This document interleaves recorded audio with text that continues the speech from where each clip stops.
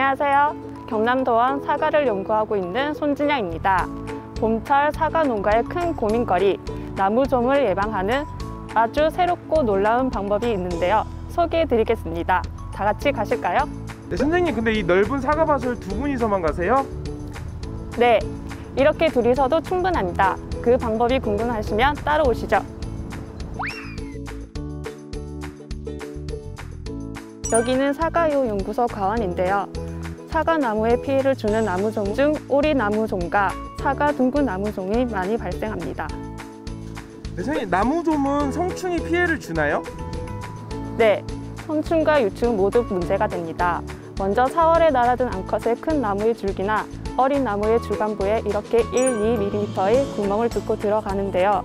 성충의 피해를 받은 가지의 잎이 시들고 나무의 수세가 급격히 쇠약해지며 심하면 고사합니다. 그리고 암컷은 하얀 가루를 내보내 입구를 막고 그 안에 알을 낳고 살면서 성충과 유충이 목질부를 갉아먹을 뿐 아니라 유충의 먹이가 되는 공생균을 자라게 하는데요. 이 균에 의해 목질부가 부패돼 수세가 더욱 쇠약해져 결국 나무 전체가 말라 죽게 됩니다. 나무종은 줄기 속에서 알, 유충, 번데기, 선충으로 되는데 1-2개월 정도 걸리는데요. 제1세대 선충은 6, 8월, 제2세대는 9, 10월에 나타나 1년에 2번 발생하고요.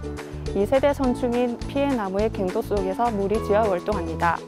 나무로 침입하는 시기는 월동 선충은 사과나무 바라기부터 4월 중하순, 제1세대 선충은 7, 8월이며 무리지어 모여듭니다.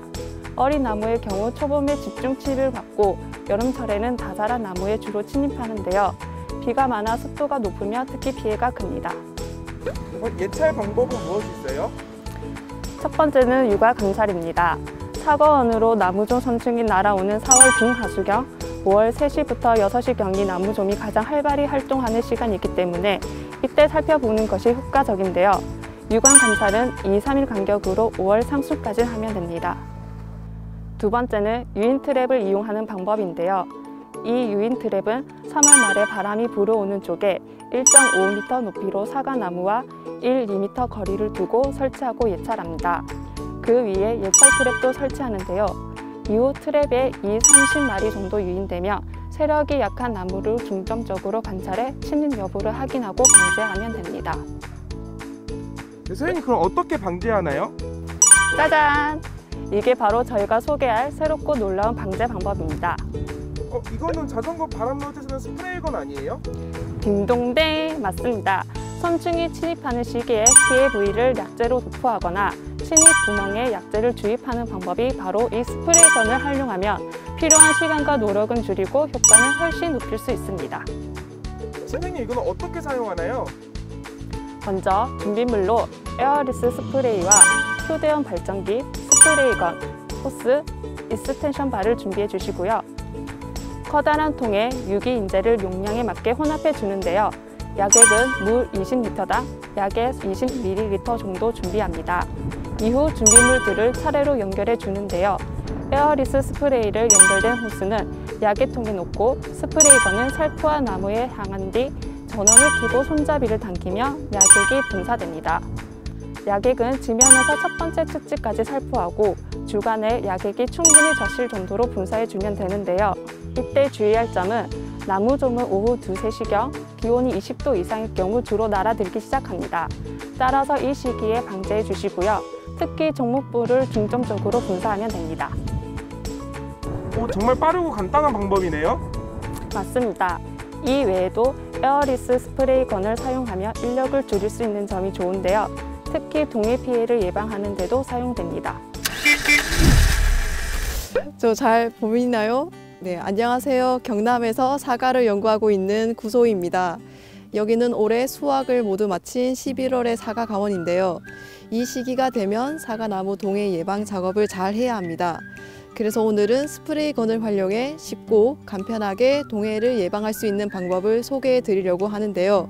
자, 지금부터 저만 믿고 따라오세요. 사과나무는 추위에도 약한가요? 사과나무는 영하 35도 이하의 기온이 10시간 이상 지속되면 동해 피해를 입습니다. 하지만 전년도에 가다 결실이 되었거나 병해충 피해를 받았거나 기타 태풍 등으로 나무가 물리적 장애를 입은 강원에서 동해를 받기 쉽고 지형으로는 경사지보다 평지가, 또한 강가나 호수 주변의 강원에서 동해를 잇기 쉽습니다. 동해를 입으면 어떻게 되나요? 동해를 입으면 피해를 받은 부위의 수피가 갈라지고 갈라진 부위를 통하여 불안병이나 동고병 등 병원균 침입이 쉽게 됩니다. 그럼 동해 예방은 어떻게 하나요? 그동안 동해 예방을 위해 반사필름 피복, 볏짚, 신문지 등 보온자재 피복 같은 방법을 이용했는데요. 최근에는 수간부에 하얀색 페인트를 칠하는 방법이 가장 많이 이용되고 있습니다. 그러면 왜 흰색 페인트를 사용하나요? 사과나무는 햇볕을 쬐게 되면 생장을 하기 위해 집안에 있는 물을 끌어올리려고 하는데요. 이후 기온이 영하로 떨어지게 되면 끌어올린 물이 얼게 되면서 동해가 발생합니다. 그렇기 때문에 햇볕을 차단하기 위해 백색 페인트를 사용합니다. 백색 페인트를 도포하게 되면 햇볕을 반사시켜 나무들이 물을 끌어올리는 온도를 피할 수 있게 하기 때문입니다. 그러면 일일이 하얀색 페인트를 칠해야 하나요? 네, 기존에는 그렇게 하다 보니 작업 시간도 오래 걸리고 인력도 많이 필요했는데요. 이런 단점을 보완하기 위해 만든 방법이 바로 스프레이건입니다. 동해 예방을 위한 스프레이건은 어떻게 사용하나요?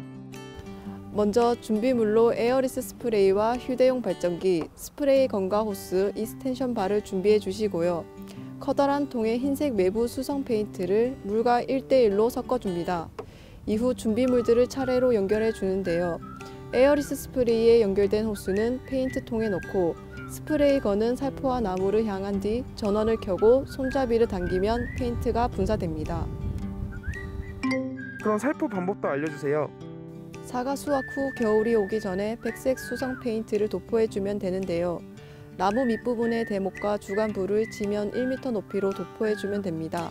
백색 외부 수성 페인트를 도포할 때에는 대목 부위와 그 주변을 골고루 도포하는 것이 중요하고요. 동해 방지 적정 시기를 지켜야 피해를 줄일 수 있습니다. 짜잔! 여러분, 작업을 시작하고 1시간 만에 벌써 100여 그루의 나무의 도포가 완료되었는데요. 기존의 붓으로 도포했을 때와 비교해보면 스프레이건을 활용했을 때 수성 페인트 사용량은 50% 줄어들었고요.